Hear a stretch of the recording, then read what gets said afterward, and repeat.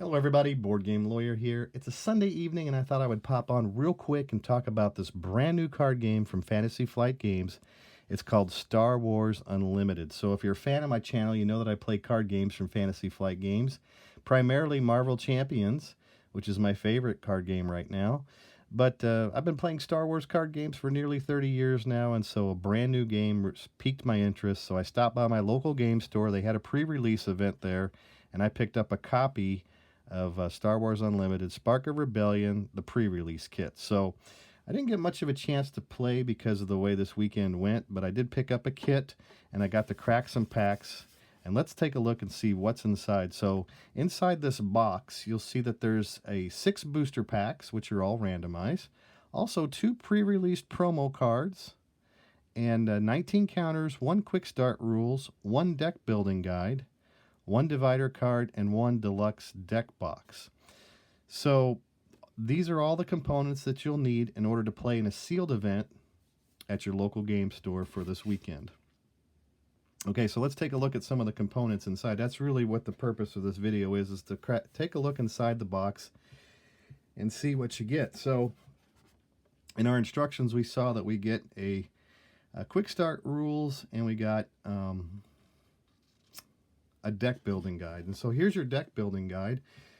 What this does is it tells you what you should be looking to build in a deck in a pre-release event so that you can have more fun. So you just follow these simple guidelines here, and they can help you to build your deck so that you might have a little better experience there at your pre-release with these brand new cards. I know it can be overwhelming sometimes opening up cards for a brand new game that you've never read before.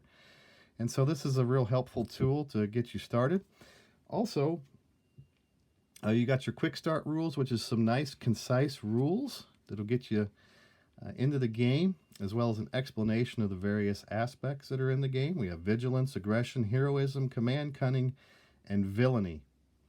And so these are your rules that you'll need there that you can consult while playing in this event. Also, you'll need some tokens, and you deal a lot of damage. So I played Star Wars Destiny. If you bring Destiny tokens, you're going to have to bring some big ones too, because the bases in the game take a lot of damage, and so you'll want to be mindful of that when you go out to your events, that you have tokens that can cover all the damage. All right, and so these are some nice glossy cardboard tokens that you could use, or you could purchase your own, bring your own. If you've played Fantasy Flight Games, you no doubt have some tokens that you could use and that you could bring. Here's the deck box, and it comes with a divider. That also was included inside the box. And more importantly, let's take a look at the cards. And I did pick up a playmat while I was there as well, because you know I'm a sucker for those. All right, so there was a couple of promo cards that was inside the box. Luke Skywalker and Darth Vader. You'll notice that these are both have foil versions of Luke and Vader on one side. But these are promo cards that are available only in the pre-release kit, from what I understand. So you'll get those in the box as well. So whenever you start cracking packs, that's when you find out what else you'll receive. And so I thought I would just share with you what was inside my box, and I would try to do so in numerical order according to the collection, and maybe explain how the cards are numbered in the collection. So the first thing that they have here is your leaders listed, and so as you can see, I picked up a Vigilance Dark Side leader. So we have villainy and we have vigilance are his aspects. Director Krennic. I ended up getting 2 copies of that in my randomized packs. In every pack there is a leader, and there is also a base. And so I'll show you those here shortly. But we got 2 copies of Director Krennic in the box.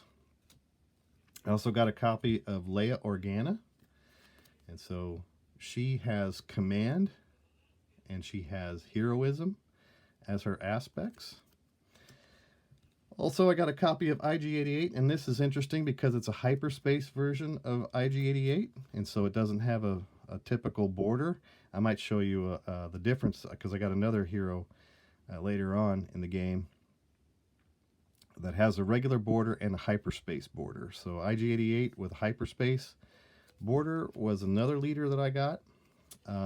Sabine Wren, she came in my extra pack. So I actually cracked open 7 packs. If you went to an event and you registered for the event, you would get a participation prize. And so this was inside my extra pack. So you wouldn't be able to use that extra pack in the game. But this was in the extra pack that I got because I registered for the event. Okay, Sabine Wren. Also, Boba Fett. Now, I actually didn't get Boba Fett in any of my packs. One of my friends got an extra copy, and so he just spotted me a copy of Boba Fett in case I wanted to build a deck with him. And so that's nice. So you will, if you buy like a box, you'll have extra copies of leaders, and so whatever he's missing, I'll spot him one later on. So anyhow, he was nice enough to give me a copy of Boba Fett. So that's an extra card that didn't come in the box. Get a drink here. And I also got Jyn Erso, 2 copies of Jyn Erso. So one copy is the regular border, and the other one is the hyperspace version of Jyn Erso. So you can see the difference there in the cards. Hyperspace versus regular. And so I really like the border. It's like a full art card. It's almost like a prize card that you would receive in previous events. Like in Destiny, they would have full art cards. So that's what this reminds me of. Looks really nice. Both cards look really nice, actually. I'm really surprised. I was initially, my first response on looking at the cards is I wasn't really that all impressed with the artwork, but as I'm thumbing through the cards, for example, when I was playing a game, the artwork goes together, and some of it's really, really nice, and some of it's just good. Not all of them is going to be a home run, obviously, so anyhow, that's the leaders that I was able to acquire this weekend. And so let's also talk about the bases here. So these are like the locations. If you play Destiny, you'll be familiar with the locations, but this is a base that you have, and it has hit points on it. And so I managed to get all 4 colors, all 4 aspects: vigilance, command, aggression, and I got cunning in my packs. And so Capital City is the blue, the green is the command center, and I got 2 copies of that. Kestro City was the red, and then I got the hyperspace version of that. Now you'll notice on the back there's also, they're double-sided, so here's an experience side upgrade, or token upgrade that you can put on your characters. Various texts in the game allow you to do that. And then there's the administration tower for cunning. And if you look at the backs, see, you'll have either shields or you'll have experience that you could use. So if you're not using the front side version in your game, you could have some set off to the side and use these as game pieces in the game. So that's nice. That's a nice use of a card. Yeah, so you're not wasting lots of card space. You can use those as tokens. So those are my leaders and my bases. Let's take a look at the different aspect cards. Now I'm going to do these in numerical order according to the collection, so I might explain as I go how that works. And I'll begin with Lieutenant Childson. So he is a unit. So when they number, the numbers are really too small for me to see. My old eyes, I can't really see the numbers anymore.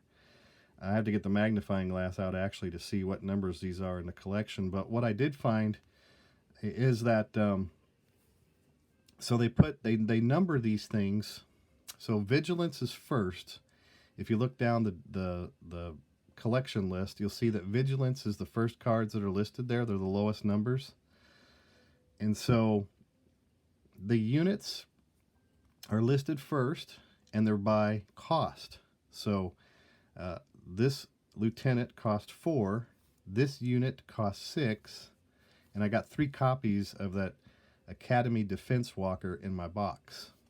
And so numerically, this one is ahead of this one. And like I said, I can't see the numbers. They're too small for me to see right now. I'd have to get the magnifying glass out to see them. but that's how those are numbered in the collection. So I'll just set these over here. So these are both vigilant and villainy cards. All right. So next would come, numerically speaking, vigilance and heroism. And so we have a unit and an event here. So units, there's upgrades, and there are events. And so this is a 4-cost unit. The security force, the forces with me, is an event. It costs 4. And so those were the vigilant cards I got in my packs. And then they have vigilance without any other aspect. And so that would round out this whole series of vigilance. And so the Bindu has 2 icons, so it's next numerically. So that would be then there's units. We've got several units now, and they're numbered according to their value. So I got 3 copies of 21B. These cost 1, and so that would be the lowest number of the units, and that's number 59 in the collection. And then I've got a 3-cost Wilderness Fighter, a 4-cost System Patrol Craft. I managed to get 2 of those. And I got 3 Rugged Survivors. Now also in the packs, in every single pack, there'll be a foil. And so one of the foils that I pulled was this upgrade called Devotion. Electro Staff is another upgrade. And Entrenched was another upgrade. So those were my Vigilant cards that I pulled this weekend. All right, next I'll talk about the command cards. So these are the dark side, what I call dark side or villainy command cards. These are the units. So I got 2 copies of Admiral Piet in my boxes. I got 2 copies of Season Shore Trooper. I got a Super Laser Technician. And so this is a hyperspace card. And again, numerically speaking, the hyperspace cards are tacked on after all of the regular cards in the collection. And so again, let me just see if I can see the number here. Sorry, it's just really small. So this is card number 348 in the collection, Super Laser Technician. Oh, and I did get a legendary Darth Vader. And so I was pretty excited to pull that in my box. I don't know how many... I don't know what the chances of pulling a Darth Vader are, but I did get a Darth Vader in my pre-release box, so that was pretty exciting. So that's Command with Villainy. Next, we'll look at Command with Heroism. So Echo Base Defender is a unit, and I got 2 copies of that. I got 1 copy of Rogue Squadron Skirmisher. And then I got 1 copy of Home Run. I believe this is also a legendary. I got this legendary also in my pre-release box. So the 7 packs that I cracked so far, I'm finding 2 legendaries, and that's pretty cool. So we got both a Villainy in Command legendary and a Heroism legendary in Command. All right, so that was exciting. So I got that. And then there's the cards that just have the command icon on them. And again, these are the units, and they're numbered the lowest set number according to the cost of them. So this is a unit. So we got Homestead Militia and Colonel Yularen, which are units. 3 copies of Hardpoint Heavy Laser or Heavy Blaster. One of them's foil. All right, and then we have our events. So our events start out with our recruit, and I have 1 copy of that. It's a cost of 1. Cost of 2 event, prepare for takeoff. 3 costs, resupply, and then they're alphabetically. So they're according to cost, and then alphabetically is how they're numbered. And then Strike True is my last one. So 3 copies of Strike True. 3 copies of resupply in my box. So a lot of command cards. came in my 7 packs that I opened. All right. Next, we'll take a look at aggression. So this is aggression with villainy. So the units that I got in those cards are, I got a 4-cost Imperial Interceptor, a 5-cost 7th Sister, a 6-cost Ruthless Raider, and then the event that I got is Force Choke, and that's a 2-cost event. All right, so make a little room here. All right. Okay, I'll just set these right down here. Next, let's talk about aggression and heroism, because that would be next, numerically speaking, in the collection. So we've got Green Squadron A-Wing, Fighters for Freedom, Red 3, and Heroic Sacrifice. So that's an event, and these are 3 units, and these are all in heroism. Green Squadron A-Wing, Fighters for Freedom, Red 3, and Heroic Sacrifice. So those are the ones that came in my packs. Next, we'll talk about aggression without any other aspects on the card. So this is a double aggression aspect. I got 2 of these rallying cries. I got 4 copies. Now, if I got 4 copies, I don't remember if I got all 4 copies of these in my 6 packs.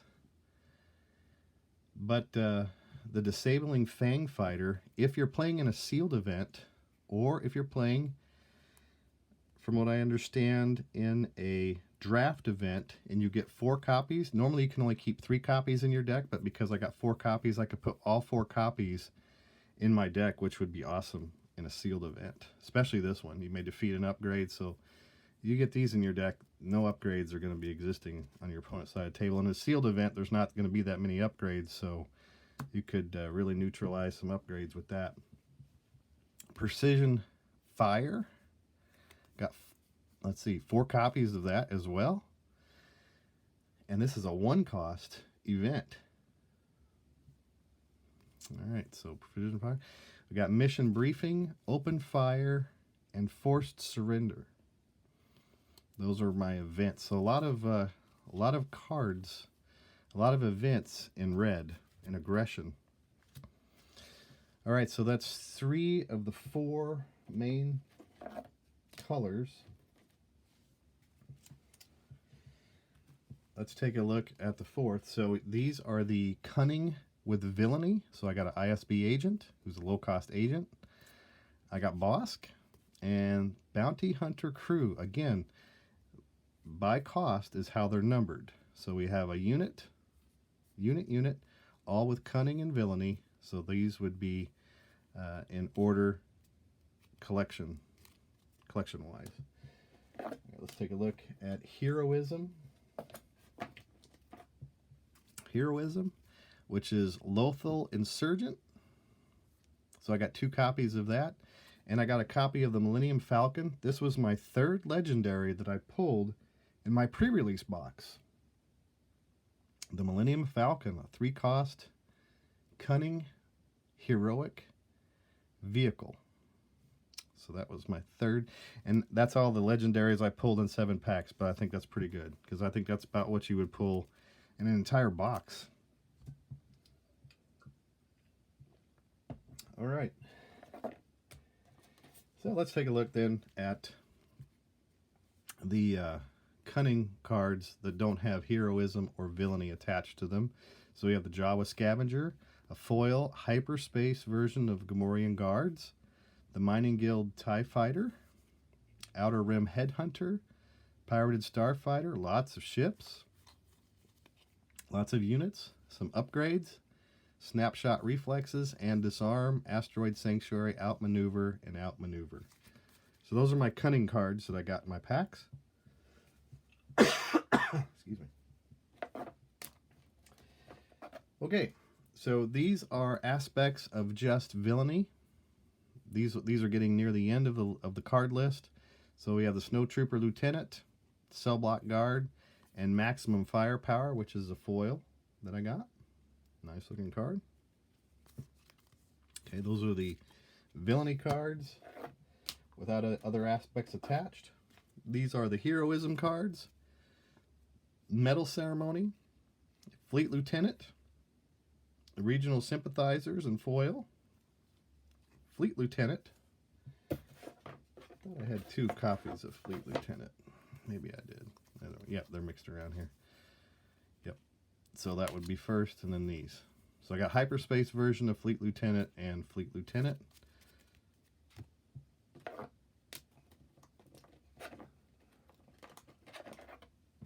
And this is the last pack that I'll show. Confiscate, Carillion Fighter, Confiscate.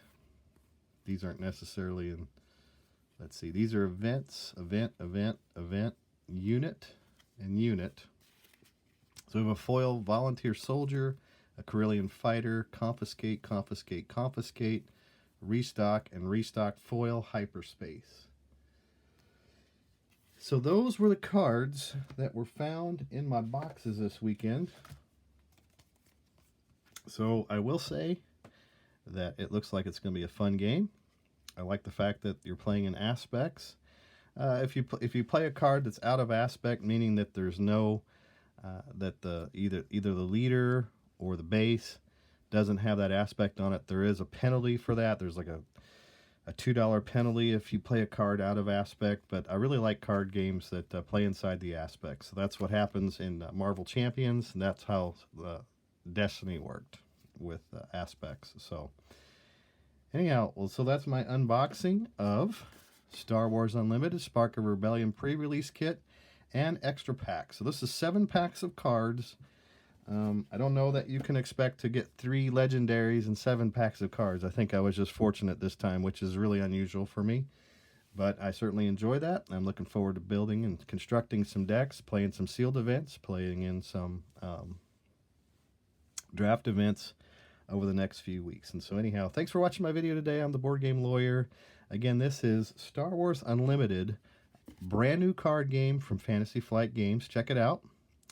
Next weekend will be the actual launch of the game, and so you can go out and buy starters, which there's 2 playable starters in the starter set, as well as 24 packs in a booster box. And so you could really build your collection, and as you can see, with just 7 packs, you can get quite a bit. You can get enough to play an actual game if you just buy a handful of packs, which is really exciting for me, that you don't have to drop a tremendous amount of money to just get into the base of the game. So thanks for watching my video today. I'm the Board Game Lawyer. Talk to you later.